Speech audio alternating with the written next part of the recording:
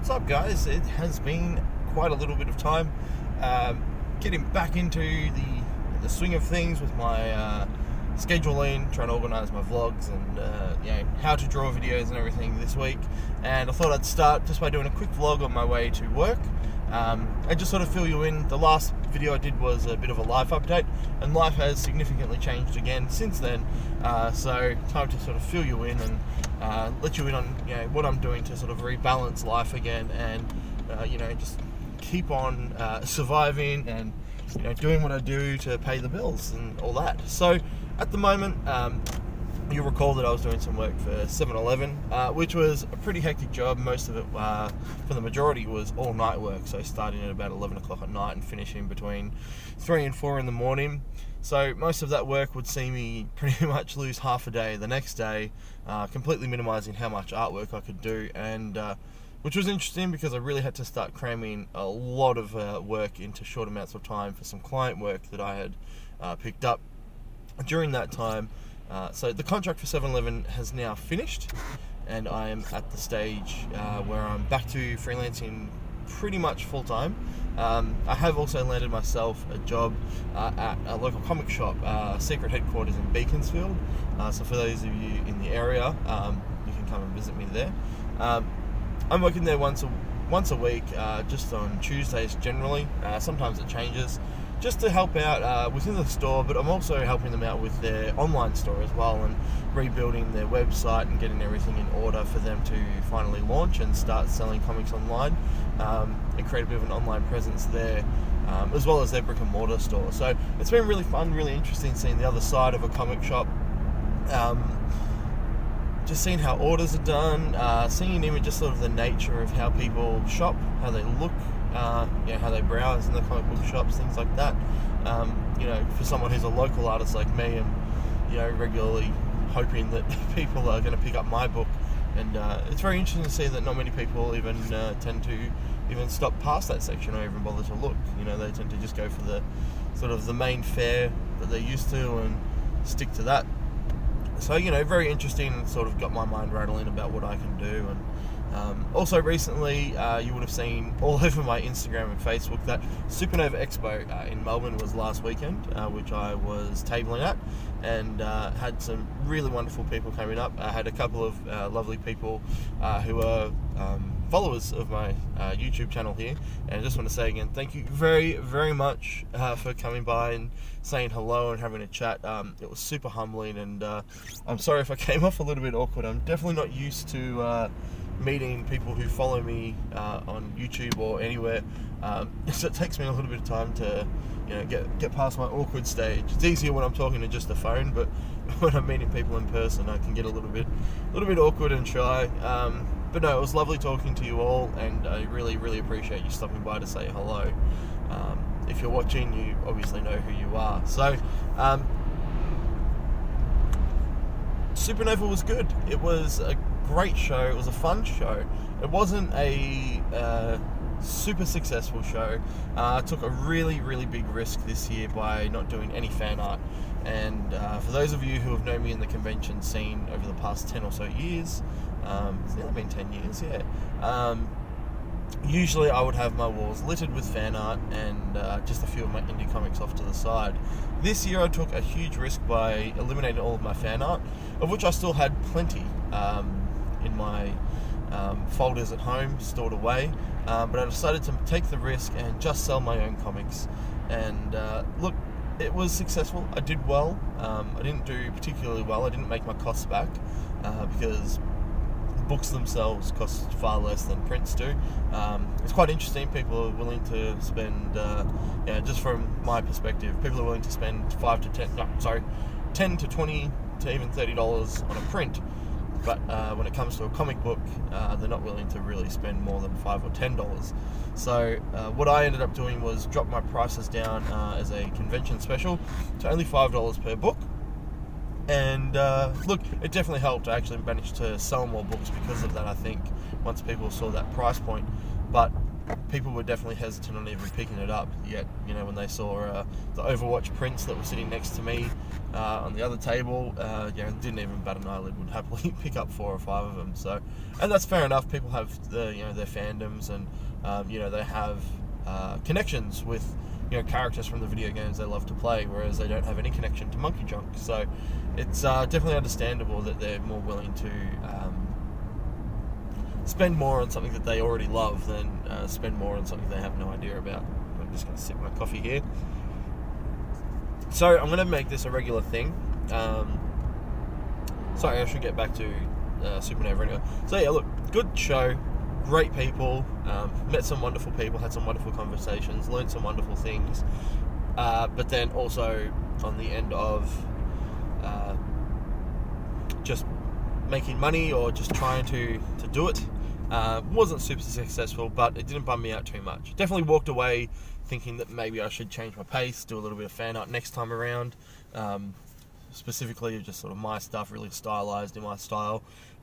Usually when I used to do fan art, it was very I would change my style significantly to try and get more sales, but I think if I'm going to do it, I'd rather just do it for me, and then, you know, if people dig it, that's rad.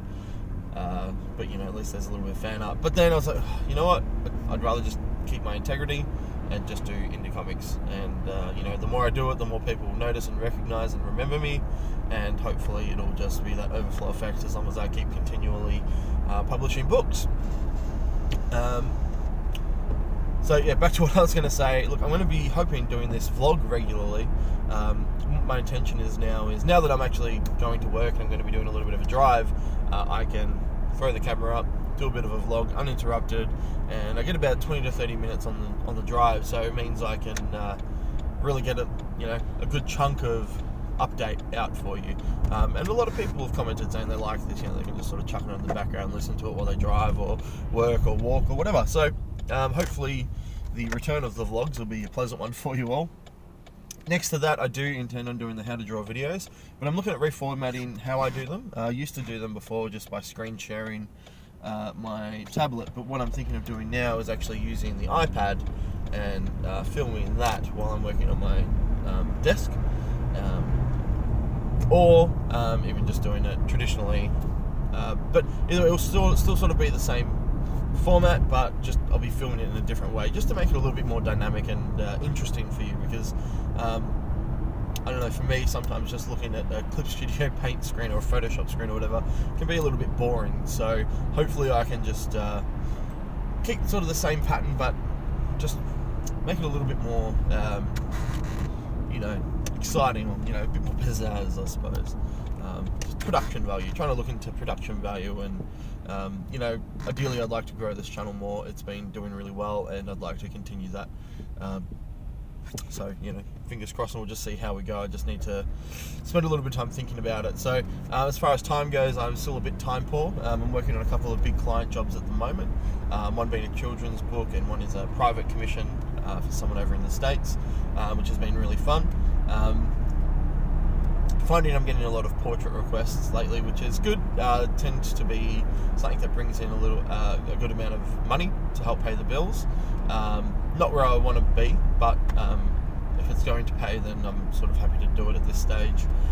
Next to that, I'm also just finishing up an anthology comic. It's just a 4-pager for the V100s anthology, which is coming out later in the year. I think they're going to be kickstarting it soon. So I'm just starting the inks on that at the moment. I've got about a week and a half. I've been pushing it back a lot, but I'm confident that I can finish it in time. Like, it's already leaded, I just need to do the inking and a bit of grayscaling, and then it's finished. A lot of other people have already finished. They've had since the beginning of the year, so I'm definitely sitting very far behind, but I'll have it done by the deadline for sure. But because of that, it means that I'm putting a few things off, which includes chapter 3. I haven't read the script of it yet, purely because if I read the script, then I'll want to get started on it. Because I've already read the synopsis of it months ago, but obviously it wasn't finished and was still working on chapter 2. But now that I'm ready to go, if I read it, I'm worried that I'll just put down every other bit of work and just focus on that, which is not a good thing. So just trying to make sure I plan out, my my targets and knock them down one at a time. Next to that, had a few people over the weekend asking me about Kill the Hero. I'm sure there's a lot of you on here who recall me talking about that. Still on the back burner, but I'm thinking that I want to start to get back into it and revitalise it. A lot of it relied heavily finishing up just on me getting the art complete. So what I want to do is maybe one night a week where I focus on just Kill the Hero and just try and do one illustration a week, and then by the time, in a few months' time, all the artwork will be finished and we'll be ready to launch a Kickstarter for it, of which we'd already started planning that as well. So hopefully once today's done, I obviously have to go to work. There's not much I can do while I'm at work. Once I get home, I can look at doing a bit of a schedule for myself and really focusing a bit more on what's important, but also what's going to ensure that I can pay the bills each week too. So obviously I have a set target of monetary goal that I want to reach each week to make sure that I can keep a roof over our head. And we've got a bit of a buffer at the moment which keeps us safe, but I don't want to miss a week and then drop down from there, because that would not be good at all. So anyway, I think that's about it. I think that's sort of where life is sitting at the moment. Hopefully you find this video hope you've enjoyed it. Hopefully you're as excited as I am. I probably don't seem excited, I'm just still a bit tired from the morning, hence why I still have my morning coffee here. But yeah, I want to do more of these, and now that I have a bit of a drive to work, like I said, it gives me that time again. Doing the vlogs on the drive was far easier for me than when I was at home. So, it's a bit boring just watching my face while I'm driving. It's not exciting, but maybe I'll convert this into a little podcast as well and sort of double my efforts. So for those of you who don't like watching but you want to listen to just what's going on, maybe I'll do just a Chris McQuinlan vlog podcast. Maybe just like a Chris McQuinlan podcast that you can listen to the same audio as what you could watch. So up to you which way you want to go. Let me know what you think. Maybe that's a good idea or not. I usually just prefer YouTube, but if you guys prefer podcasts to listen to this stuff, let me know. And then I can just put a link in the videos or something, and you guys can listen to that rather than listen to me ramble here. Alright, I think I'll leave you alone. I'm doing the rambling thing again. Pretty close to work anyway, so I'm going to enjoy my coffee. I'm going to head into work. Probably going to be a bit early, so I might hit the op shop and see if I can find some bargains beforehand.